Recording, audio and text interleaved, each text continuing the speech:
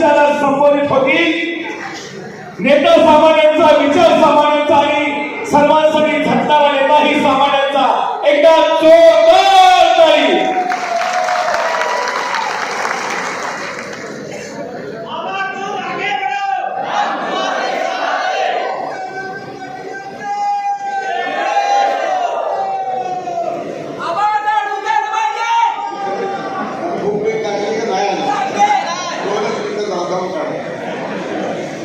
आज या ठिकाणी अगदी अचानकपणे 2 दिवसामध्ये आचारसंहिता जाहीर होईल अशा हिशोबाने आपण या ठिकाणी कार्यकर्त्यांची एक बैठक येणाऱ्या जिल्हा परिषदेच्या पंचायत समितीच्या निवडणुकीच्या निमित्तानं विचारविनिमय करावा आणि तालुक्यातील वेगवेगळ्या विकास कामाच्या संदर्भामध्ये काही अडीअडचणी आहेत. भविष्य काळामध्ये सांगोला तालुक्याचं मॉडेल आपल्याला नव्या पद्धतीने उभा करायचा आहे. अशा पद्धतीचा एक वेगळा विचार भविष्य काळामध्ये आपण घेऊन जाणार आहोत आणि म्हणून ही बैठक आयोजित केलेली आहे. या बैठकीला व्यासपीठावर उपस्थित असलेले गेले अनेक वर्षापासून ज्यांनी माझ्या मुलासारखं भावासारखं प्रेम केलं असे आमचे सगळे ज्येष्ठ मंडळी, मोठ्या संख्येने उपस्थित असलेल्या आमच्या सगळ्या माय भगिनी, सांगोला विधानसभा मतदारसंघातून बाळवणी गटातून आलेले सर्व जीवाभावाचे कार्यकर्ते, या ठिकाणी मोठ्या संख्येने उपस्थित असलेले आमचे सगळे पत्रकार मित्र, डिजिटल मीडिया, वडीलधारी मंडळी आणि माझ्या तरुण मित्रांनो, आणि मला माफ करा, माझ्या माहितीप्रमाणे बाहेर 1000-2000 लोक जागा नाही म्हणजे बाहेर बसलेले आहेत, त्यांच्यासाठी सुद्धा थोडंसं आज आपण कमी पडलो. त्याही सगळ्या मंडळींना माझा नमस्कार. आज या ठिकाणी मीटिंग बोलवल्यानंतर सांगोला तालुक्यामध्ये अनेक विचार नेमका आबा काय बोलणार, काय सांगणार आणि आबा काय करणार. आमदार सांगोला तालुक्यामध्ये वेगळे असतात, पण आबाने काही चर्चा सुरू केली. त्याला मात्र रात्रंदिवस पत्रकार आणि चावडीचा कट्ट्यावर बसून काम करणारे कार्यकर्ते, दीपक आबाशिवाय कोणाच्या तोंडात नाव नसतं. ह्याच्यापेक्षा आपण अजून काय ठेवायला.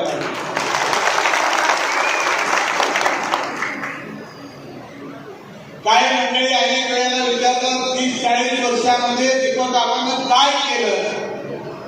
दीपक आबांना ही सगळी टक्केवारी गोळा केलेली आहे. तुम्हाला बघायला हे 40 वर्षाच्या काळामध्ये दीपक आबांनी केलं. आज तानाजी काकांनी सांगितले टीकाटिप्पणी करायची नाही.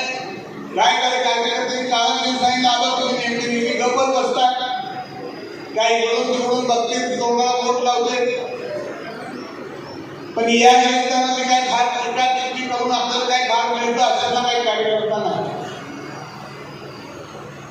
गेली सातत्यानं एक विषय चर्चेमध्ये आहे आणि मगाशी आमच्या एका कार्यकर्त्यांनी नानांनी सांगितले की आबा कुठला तरी झेंडा आपल्या हातामध्ये घ्यायचा. मी आपल्याला एवढंच सांगेन, येणाऱ्या अगदी काही दिवसाच्या काळामध्ये तिथं दीपक आबा एक झेंडा हातामध्ये घेतल्याशिवाय राहणार नाही.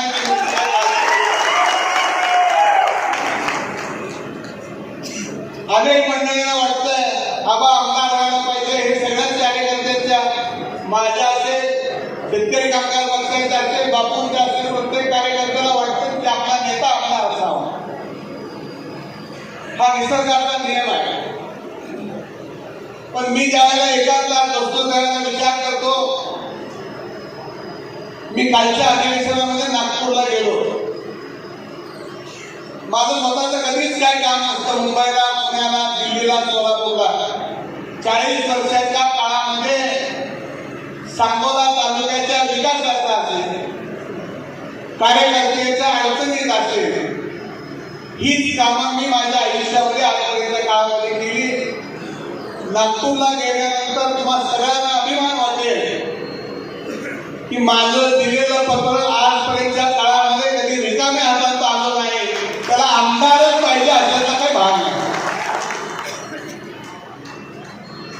एवढं कर्तृत्व, एवढं काम,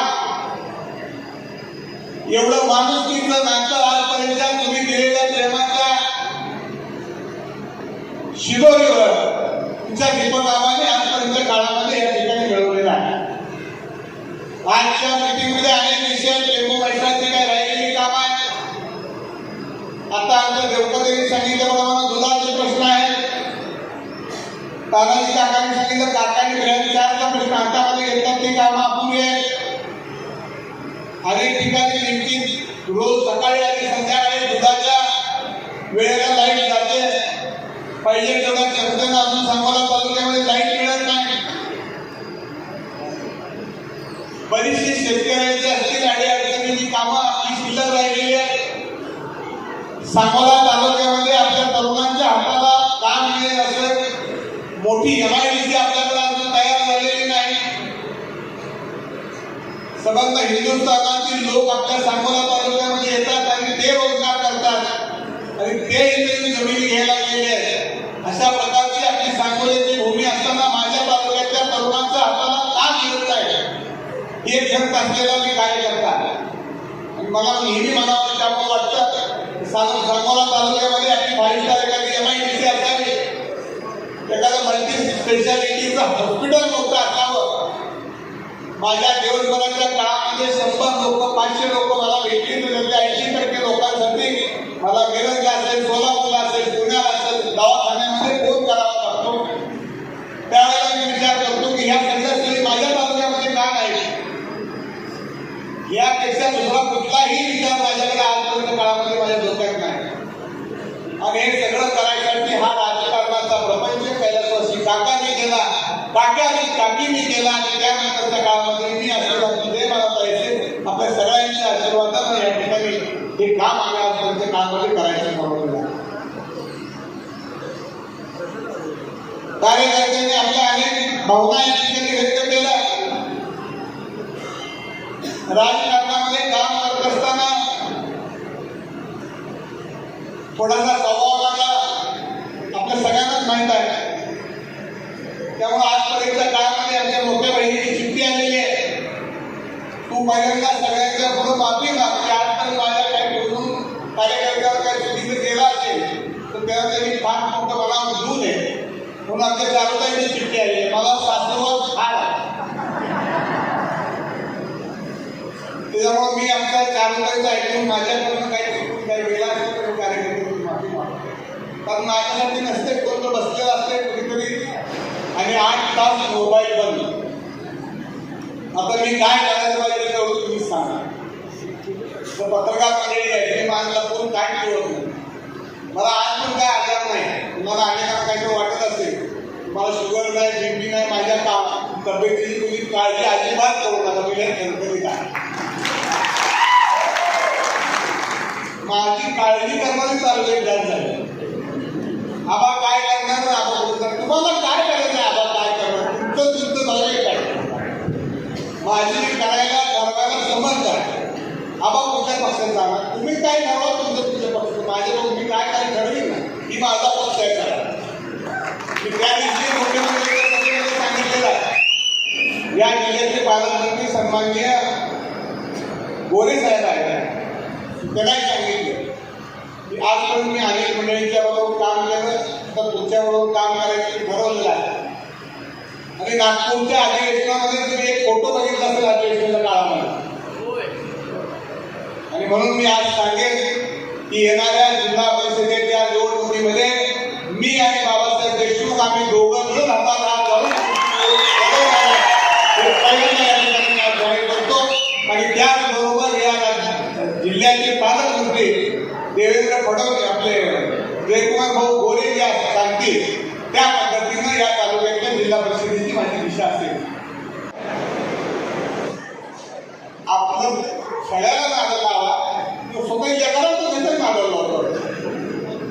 ते रोज वरते तुला चांगलं पाहिजे. तू साक्षीदारच आहे. आता आमचा कोण आहे सध्या दादा चौथे. आता जागा नव्हती तर भेटकरी पण नव्हता तरी त्याला नाही कसा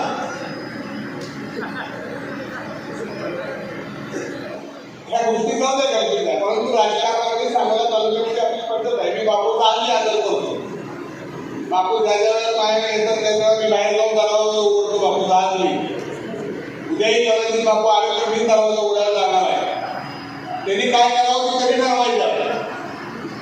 पण मी असं म्हणणार नाही बापू सांगतो म्हणून बापूला मला आता अगोदर सांगितलं तुम्ही नबाड बोलतात त्याबद्दल काय सांगतात नाही ते आधी सांगितलं.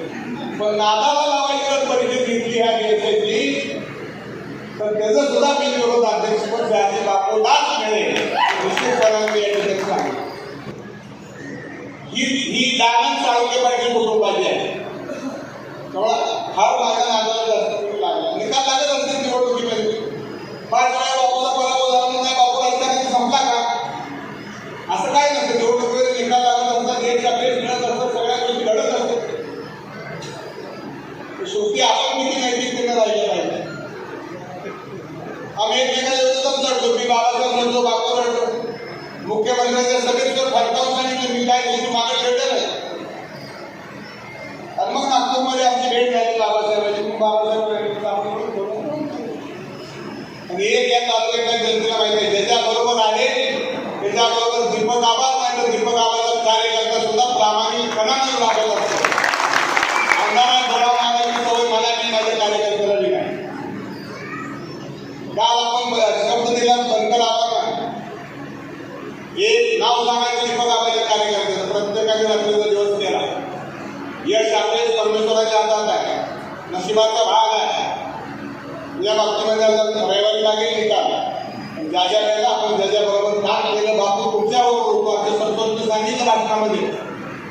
आणि ती मला आठवत सुद्धा आम्ही इतक्या भूका लागलेल्या होत्या त्या विधानसभेच्या निवडणुकीमध्ये 2 दिवस जेवढं होतो. संतोषला सांगितलं तुझ्या घरी जेवायला येतो दिल्ली पाहिजे गावाला गेली त्यांनी गावांना गोळा करून आपल्या मग आम्ही दोघं जेवतो सांगितलं करायचं संतोषला. अशा राजकारणामध्ये अनेक गोष्टी घडत असतात. आपण ठरवून काहीच होत नसतं. जसं जसं पुढचं आपल्याला येतं तसं तशा पद्धतीनं आपल्याला त्या प्रक्रियेमध्ये सहभागी व्हायला लागतात. मी राजकारण करत असताना आजपर्यंत जनतेच्या कार्यकर्त्यांच्या हिताचं केलं तालुक्याच्या हिताचं केलं. अनेक विकासाची कामं त्याच्या बाबतीमध्ये मला भरपूर काही कामं करायचे. मला काय मिळायचं म्हणून मी मुख्यमंत्र्यांकडे जातो मला काय मिळायचं म्हणून पालकमंत्र्यांकडे जातो अशाच नाही. माझ्या तालुक्याला काहीतरी मिळालं पाहिजे ह्याच्यासाठी मला कुठेतरी जायचंय आणि आपण लवकरात लवकर या ठिकाणी प्रयत्न करणार. तुम्ही त्याची कुठल्या पद्धतीने काळजी करायची अजिबात टाकणार काय झालं तिच्या लाभ झाला मिटिंगला जेवण ठेवले म्हणून माझ्या पोराचा वाढदिवस जागोपलाच खाऊन जावा याच्यासाठी जेवण ठेवले सगळ्यांना. शिक्षक भरपूर आलेले आहेत. अनेकांना मदत देण्याचा आपण प्रयत्न केला.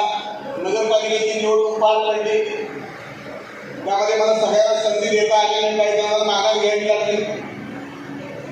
अनेक निवडणुकीच्या वेळेला अनेक ठिकाणी कार्यकर्त्याला बरेच वेळा थांबावं लागलं. पण मी एवढंच सांगेन की पुढच्या काळामध्ये कार्यकर्त्याला आता फारशी प्रतीक्षा करावी लागणार आहे. जास्तीत जास्त वेळ द्यायचं काम भविष्य काळामध्ये कार्यकर्त्याला हा दीपक आबाद दिल्याशिवाय राहणार नाही. असं पद्धतीचं काम भविष्य काळामध्ये सुद्धा आपलं निश्चितपणानं होईल एवढंच मी सांगतो.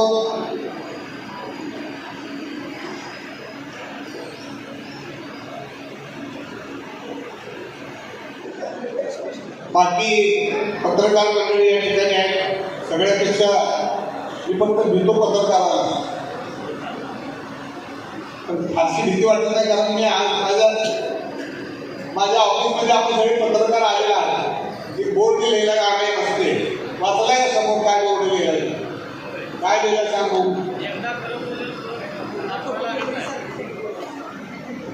माणसानं नेहमी खरं बोलावं म्हणजे आपण काय बोलतो हे लक्षात नाही ठेवलं तरी चालतंय. त्यामुळे मी माझंच वाक्य येते माझ्या कार्यकर्त्यांचं वाक्य तेव्हा मला लक्षात द्यायची काही गरज नाही. अनेकांना मदत देण्याचा आपण प्रयत्न केला. नगरपालिकेची निवडणूक पार पडली त्यामध्ये मला सगळ्यांना संधी देता आली नाही. काही जणांना माघार घ्यावी लागली. अनेक निवडणुकीच्या वेळेला अनेक ठिकाणी कार्यकर्त्याला बरेच वेळा थांबावं लागलं. पण मी एवढंच सांगेन की पुढच्या काळामध्ये कार्यकर्त्याला आता फारशी प्रतीक्षा करावी लागणार नाही. जास्तीत जास्त न्याय द्यायचं काम भविष्य काळामध्ये कार्यकर्त्याला हा दीपक आवाज दिल्याशिवाय राहणार नाही. असं पद्धतीचं काम भविष्य काळामध्ये सुद्धा असलं की निश्चितपणानं होईल. एवढं